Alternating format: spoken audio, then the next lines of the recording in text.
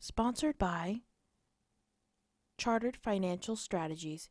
You are now watching Tax Bites. All right, welcome to another episode of Tax Bites.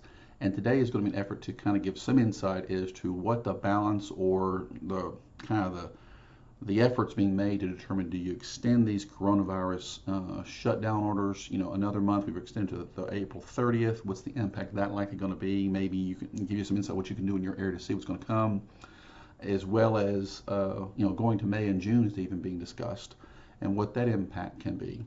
And I'm just talking from a government, tax revenues and things of that nature that can happen.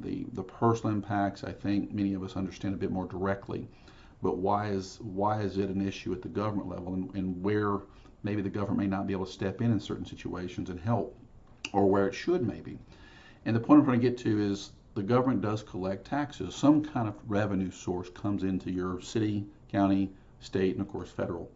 And it's not just the money that comes in, it's also the timing of when it comes in. And just as an example, if there are less employees out there, there's less tax revenues being collected from those employees' paychecks and deposited within a few days or so of that paycheck being cut to the employee. The employer takes money out of the paycheck as well as their own share of that money and remits it to the U.S. Treasury as well as your state tax department and Department of Revenue. And that's a flow of funds that goes throughout the year. And there's a reconciliation process when the return is filed that an individual may have to write more or get some back. The employer has to file some at the end or beginning of next year for the last quarter of this year. And that's a stream of funds that comes in that will come to a screeching halt if there's no business, because there's no employees, there's no taxes being collected, and so forth throughout the year. That's its own. Now, we don't typically have that in Texas. We don't have an income tax per se in Texas. And that's going to show you that the best way to understand where in your area your government agencies may be at risk, or why they're balancing some of these decisions, is understanding what they're going to have at risk. In Texas, our primary state level funding sources are some sort of business tax, about half of it. And this is old. This is, I think, 2018 information. I couldn't find something more current at this point in time. But you're looking at sales tax, which is when a business, you're paying in Texas, it's 8.25% that you pay. The business takes it and then remits it to the state about the 20th of the month. And so there's a monthly flow of sales tax going through. You have other, what are kind of sales taxes, they're excise taxes, probably what they're referred to. But about half of the budget the state works on is roughly some form of business, transaction tax, hotel taxes, sales taxes, motor vehicle and rental taxes, gas. If you look at the pump, you'll see, I think in our state it's 18 cents a gallon is what is collected. So gas consumption is down because people aren't driving as much, or they're not driving to work.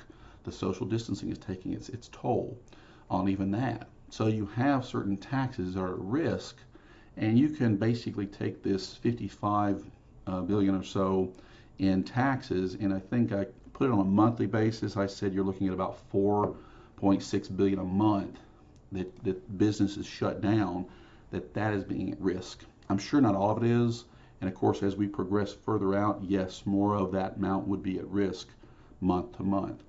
And a month or two, maybe they can cover shortfall, they can do certain things, but as you progress further and further out, it's not so much that you can just turn it on June 30th or July 1st and everything kicks back up.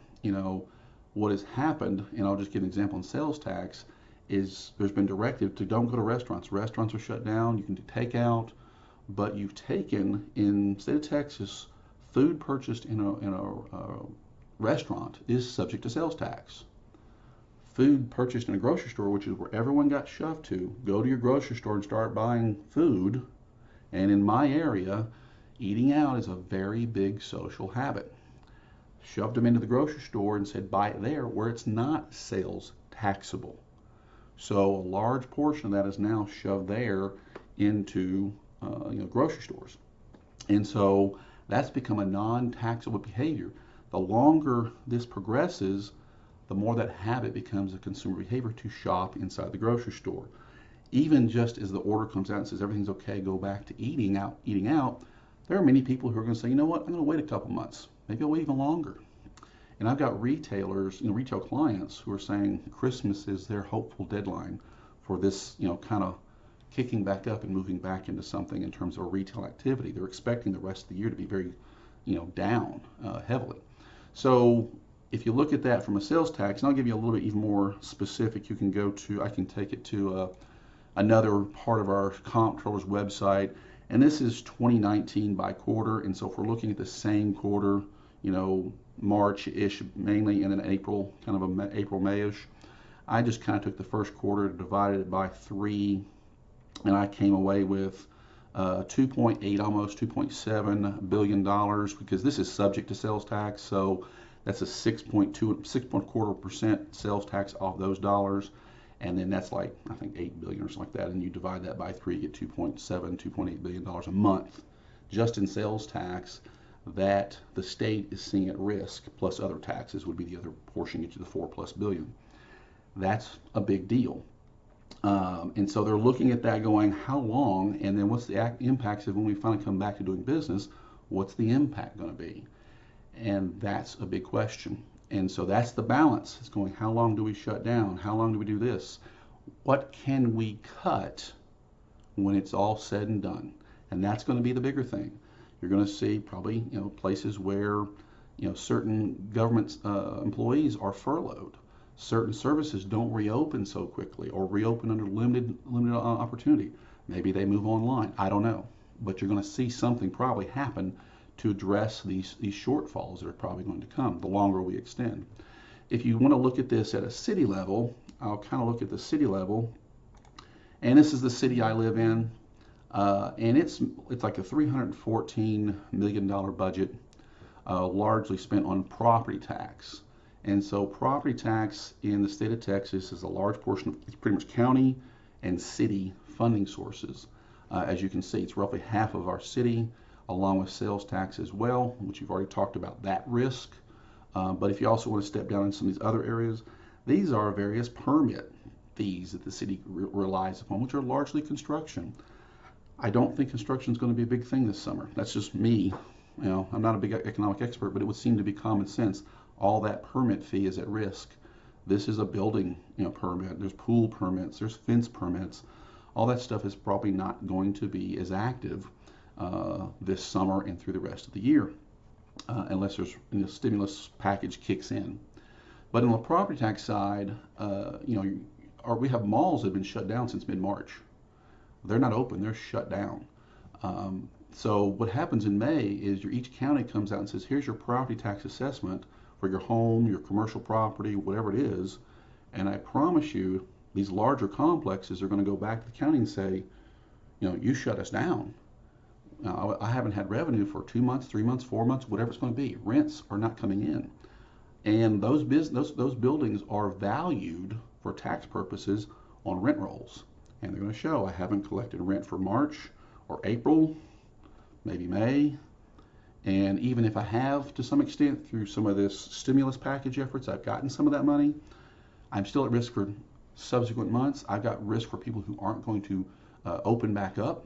So I want my property tax value down, and therefore these taxes are going to go down as well. And I would suggest people are going to do the same thing for their home and other things as well. I don't think real estate market is at a buy right now. So you'll probably see, even people going with their personal residence saying, I don't think this value is fair.